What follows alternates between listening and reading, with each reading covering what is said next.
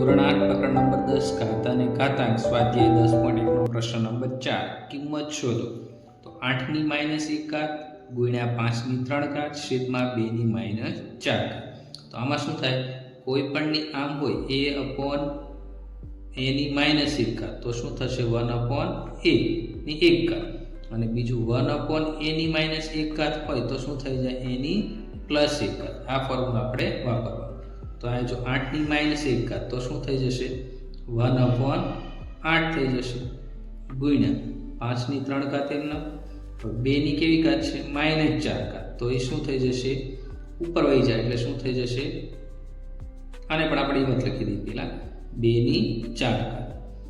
હવે જો 1/8 એમના ગુણ્યા 5 ની 3 ઘાત એમના છેદમાં 1/2 ની 4 ઘાત એટલે 2 ની 4 ઘાત એટલે 2 ગુણ્યા 2 ગુણ્યા 2 ગુણ્યા 2. હવે શું થઈ જશે 1/8 એમના ગુણ્યા 5 ની 3 ઘાત. હવે 2 દુ 4, 4 દુ 8, 8 દુ 16, તો 1/16 ઘાત. 1/8 છે. હવે એના છેદમાં 1 અને એના છેદમાં 16, તો છેદનો છેદ ક્યાં જશે અંશમાં. 1/8 ગુણ્યા 16 એની 5 ઘાત ની 3 ઘાત, તો શું વધ્યું 2 ગુણ્યા 5 ની 3 ઘાત. હવે 2 એમના 5 ની 3 ઘાત એટલે 5 ગુણ્યા 5 ગુણ્યા 5 તો 125 થાય. 2 ગુણ્યા 125 કરશો તો આન્સર તમારો શું થઈ જશે 250 તમારો ફાઇનલ આન્સર થઈ ગયો. પ્રશ્ન નંબર 2, 5 ની -1 ઘાત ગુણ્યા 2 ની -1 ઘાત ગુણ્યા 6 ની -1 ઘાત. તો કોઈ પણની -1 ઘાત તો શું થાય 1/a એટલે 1/5 ગુણ્યા 1/2 ગુણ્યા 1/6. હવે આ બધા વચ્ચે શું છે ગુણાકાર છે, તો શું થઈ જશે 1/5 ગુણ્યા 1/2 ગુણ્યા 1/6. હવે 1 ગુણ્યા 1 ગુણ્યા 1 એટલે 1 થશે. 5 દુ 10, 10 60, તો 1/60 આપણો આન્સર થઈ ગયો. પાંચમો દાખલો, જો 5 ની m ઘાત ભાગ્યા 5 ની -3 ઘાત બરાબર 5 ની 5 ઘાત હોય તો m શોધો. હવે જો મિત્રો આપણી પાસે ફોર્મ્યુલા શું છે, a ની m ઘાત ભાગ્યા a ની n ઘાત હોય અને આધાર સરખા હોય તો ઘાતની શું થાય બાદબાકી m - n થાય. તો અહીંયા આવું જ થશે, 5 ની m ઘાત છે ભાગ્યા 5 ની -3 ઘાત બરાબર 5 ની 5 ઘાત છે. હવે ભાગાકાર છે એટલે ઘાતની બાદબાકી 5 ની m - 3 તો લખવા પડશે પહેલા, ઘાતની બાદબાકી બરાબર 5 ની 5 ઘાત m નામ. હવે 5 ની m ઘાત 5 ની m ઘાત માઇનસ માઇનસ પ્લસ અને આ 3 m ના બરાબર 5 ની 5. હવે મિત્રો જો બે જગ્યાએ આધાર સરખા હોય તો આપણે આને આમ પણ લખશું m + 3. હવે ઘાતની આપણે ખાલી સરખામણી કરી દઈએ 5 ઘાત 5 ની 5 ઘાત એ લખી અને ઉપર 5 ની m + 3 ઘાત એ લખી નાખીએ આપણે. તો આવું થઈ ગયું. હવે m ની કિંમત મેળવવા માટે આ +3 સામેની સાઈડ એટલે કેવા થઈ જશે માઇનસ, તો m બરાબર 5 - 3, તો m બરાબર શું મળ્યું 2. તો m ની કિંમત આપણે કેટલી મળી 2 મળી. પ્રશ્ન નંબર 6 સ્વાધ્યાય 10.1 નો પ્રશ્ન નંબર 6 કિંમત શોધો. એમાં પહેલો દાખલો 1/3 એની -1 ઘાત માઇનસ 1/4 એની -1 ઘાત અને આખા કૌંસ ઉપર -1 ઘાત. આના માટે આપણી પાસે શું ફોર્મ્યુલા છે કે કોઈ a/b એની માઇનસ ઘાત હોય તો શું થતું b/a થઈ જતું. અંશ હોય છેદમાં અને છેદ હોય અંશમાં, તો આવું થઈ જતું. તો આમાં શું થઈ જશે 3/1 એની 1 ઘાત માઇનસ 4/1 આખાની 1 ઘાત અને -1. હવે 3 ની 1 ઘાત એટલે શું થઈ જાય 3, 1 ની તો કઈ કિંમત ન હોય માઇનસ 4 ની 1 ઘાત એટલે 4 અને આખાની -1 ઘાત. તો 3 માંથી 4 કાઢો એટલે -1 અને આખાની -1 ઘાત. હવે કોઈ પણની -1 ઘાત હોય તો આપણે શું લખતા 1/-1, રાઈટ. એટલે કે a ની -1 ઘાત હોય તો 1/a કરતા. તો આ શું થયું 1/-1, તો આપણો જવાબ શું થઈ જશે 1 1 વયો જાય પણ આ નિશાની માઇનસ, તો -1 આપણો જવાબ થઈ ગયો. બીજો દાખલો 5/8 એની -7 ઘાત ગુણ્યા 8/5 એની -4 ઘાત. હવે આમાં આપણે આ જ ફોર્મ્યુલા વાપરવાનો a/b એની માઇનસ 1 n ઘાત હોય તો શું થતો, છેદ તો એ અંશમાં આવી જતો b/a, અને એની કેવી ઘાત થઈ જતી પ્લસ n ઘાત. તો આમાં આવું જ થશે. 5/8 એની માઇનસ 7 ઘાત છે, તો 8/5 એની કેવી ઘાત થઈ જાય પ્લસ 7 ઘાત, ગુણ્યા જો આ આપણે 8/5 એની માઇનસ 4 ઘાત એમ નામ રાખી. હવે મિત્રો તમે જો આધાર બંને જગ્યાએ સરખા થઈ ગયા, તો આપણી પાસે આવું સૂત્ર હતું a ની m ઘાત ગુણ્યા a ની n ઘાત. આધાર બંને સરખા હોય તો ઘાતનો શું થતો સરવાળો a ની m વત્તા n ઘાત. તો હવે શું થઈ જશે, આધાર બંને જગ્યાએ સરખા તો 8/5 ઘાતનો સરવાળો એટલે 7 વત્તા હવે માઇનસ 4 ઘાત છે -4.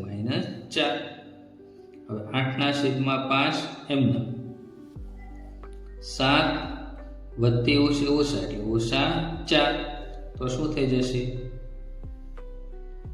8/5 આખાની 7 માંથી 4 કાઢો એટલે 3 ઘાત. એટલે શું થઈ ગયું, અહીંયા 8 ની 3 ઘાત થશે અને છેદમાં 5 ની પણ 3 ઘાત. 8 ની 3 ઘાત એટલે 8 નો ગુણાકાર 3 વખત, 8 8 64, 64 ગુણ્યા 8 એટલે 512. આ રીતે 5 ની 3 ઘાત, તો 5 ગુણ્યા 5 ગુણ્યા 5 55 25 25 પંચા 125. તો આ આપણો શું થઈ ગયો ફાઇનલ આન્સર 512/125. પ્રશ્ન નંબર 7, સાદું રૂપ આપો. એમાં પહેલો દાખલો 25 ગુણ્યા t ની માઇનસ 4 ઘાત છેદમાં 5 ની માઇનસ 3 ઘાત ગુણ્યા 10 ગુણ્યા t ની માઇનસ 8 ઘાત. હવે આ 25 છે તો એની જગ્યાએ આપણે શું લખીએ, 5 ગુણ્યા 5 લખી શકીએ, કેમ કે 55 25, તો 5 ની કેટલી ઘાત થઈ, 2 ઘાત થઈ ગઈ.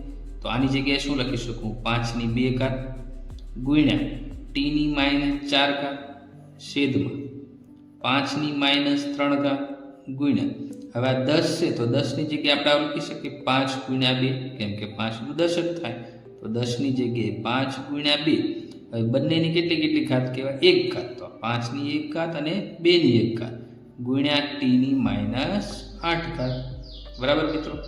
હવે આપણે શું લખશું, જો a ની m ઘાત ભાગ્યા a ની n ઘાત, તો શું થતો a ની m માઇનસ 1 n ઘાત. આધાર સરખા હોય અને વચ્ચે ભાગાકાર નિશાની હોય તો ઘાતની બાદબાકી થાય. તો આને આપણે આમ લખી શકીએ a ના છેદમાં m, a ના છેદમાં n. તો આ બંનેનો શું થાય બાદબાકી. તો અહીંયા પણ એવું જ છે, અંશ અને છેદ છે.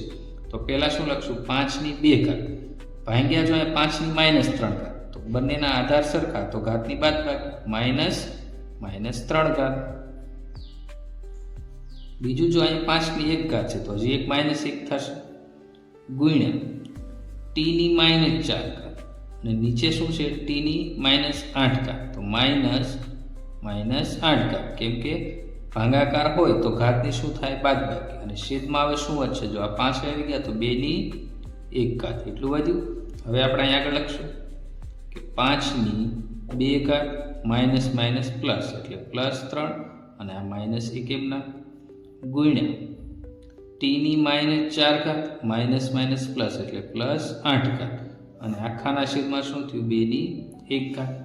હવે આપણે આનું શું લખી શકીએ, 2 વત્તા 3, તો 5 ની 2 વત્તા 3 એટલે 5 -1, તો 5 ની કેટલી ઘાત થઈ ગઈ 4 ઘાત ગુણ્યા t ની -4 વત્તા 8 માઇનસ પ્લસ માઇનસ, તો t ની શું થઈ જશે 4 માંથી 8 જાય એટલે t ની 4 ઘાત છેદમાં 2 ની 1 ઘાત.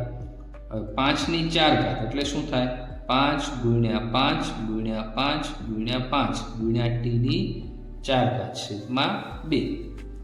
55 25, આ 55 25 પછી એટલે 625 ગુણ્યા t ની 4 ઘાત છેદમાં કેટલા થઈ જશે 2 થઈ જશે. તો ફાઇનલ આન્સર આપણો શું થઈ જશે 625 t ની 4 ઘાત ભાગ્યા 2. બીજો દાખલો 3 ની -5 ઘાત ગુણ્યા 10 ની -5 ઘાત ગુણ્યા 125 છેદમાં 5 ની -7 ઘાત ગુણ્યા 6 ની -5 ઘાત.